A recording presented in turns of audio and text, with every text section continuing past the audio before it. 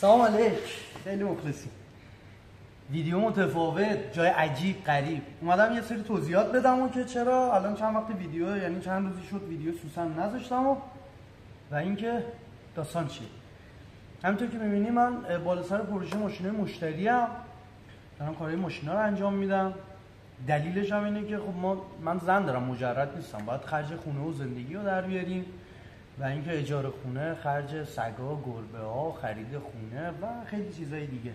نمیشه اکتفا کرد فقط یوتیوب، چون یوتیوب آنچنان پولی که نمیده که ما بخوایم، فعلا به اون حد نرسیده که بخوایم کلا فوکوسمون رو بذاریم روی یوتیوب. برای همین من هنوز از بعد از جوشکاری که برای سوسن انجام دادم هنوز بالا سر سوسن نرفتم و بعدم زودتر برم، ولی خب کار واجبتر، زندگی هم هست، اونم باید انجام بدیم.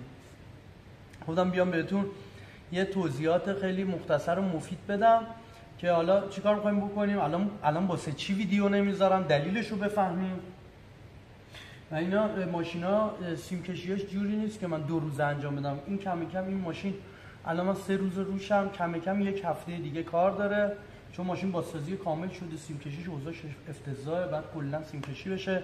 همینطور ماشین بغلیشو باید انجام بدم. حالا بین این 2 تا ماشین یه فرجه میندازم که میرم کارهای سوسن رو بکنم.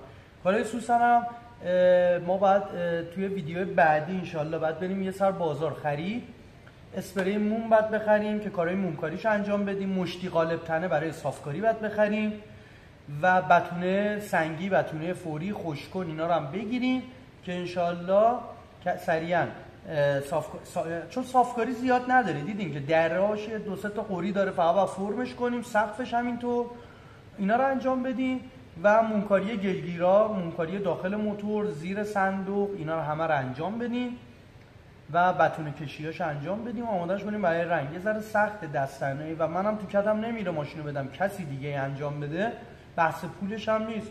وقتی میتونم خودم انجام بدم، لذتشو ببرم. ببین من الان واسه سوسن بخوام لوازم نقاشی هیچی نگیرم، بعد 6-7 میلیون 8 میلیون کم میگم لوازم فقط برای نقاشیش بخرم، کیله، خشک‌کن، نمیدونم بتونه، سنباته، خود رنگش و خیلی چیزای دیگه. بحث پولش نیست، بحث اینه که اینجوری بیشتر کیف میکنم من.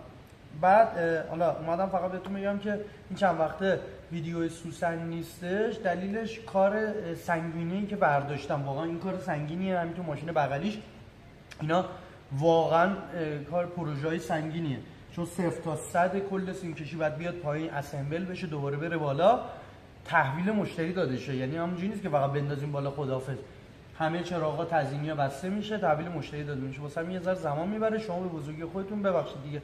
دم همتون گرم، سرتون زیاد درد نیارم. دا شامتون تو سر کار سوسن اونجا تو گرما. الان امیرم بدبخت اونجا دمش گرم مغازه رو داده دست ما، اونم الان درگیره. اون سوسن جلو دست پاشو گرفته، بعد هر چه زودتر بتونیم اونجا رو اونجا یا بریم تو جا خودمون که فعلا بعیده چون پولشو نداریم، ولی ان شاءالله که جور بشه بتونیم یه جا واسه خودمون داشته باشیم دیگه، استرس نداریم اونجوری. میچه میگم من الان مثلا می‌خواستم 2-3 روز تعطیلیه برم کار کنم، امیر جان نبود، این چی میگم اون مسافرته، یه وقفه‌ای این شکلی میفته دیگه. ولی سعی میکنم که زود ویدیوی سوسن رو بگیرم، یعنی ادامه کارش انجام بدم و شما رو در جریان ادامه کارش بذارم دیگه. کم و کاستی چیزی هست شما به بزرگی خودتون ببخشید، ما مرد زندگییم و کار کنیم، خرج خونه در بیاریم. مجرد بودم مطمئن باش تا الان سوسن جمع شده بود، یعنی اگه واقعا هر روز من قرار بود روش کار کنم تا الان جمع کرده بودم، سوارش شده بودم، این خیالتون راحت.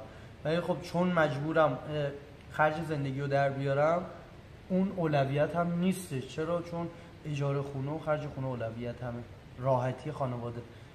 برسیم به اون نقطه انشالله که پول انقدر بیاد بالا که دیگه کلا بشیم یوتیوبر دیگه، دست به هیچ کاری نزنیم، فقط یوتیوب کار کنیم. دم همتون گرم، سرتون رو درد نمیارم.